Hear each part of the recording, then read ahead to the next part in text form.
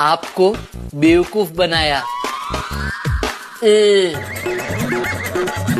So hello WBJE 2025 aspirants, or if you are preparing for WBJE 2026, then this video is for you.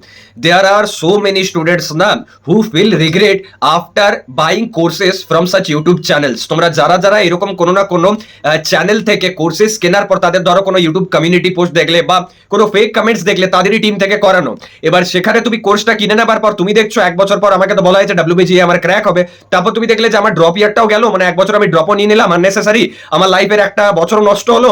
তার সাথে সাথে আমি এদের ভুল মোটিভেশনের চক্করে নিজে যে অন্য কলেজে অ্যাডমিশন নিয়ে পর 1 বছর পড়াশোনা হয়ে যেত সেটাও কিন্তু হলো না। এর জন্য কিন্তু প্রচুর স্টুডেন্টস আফসোস করে।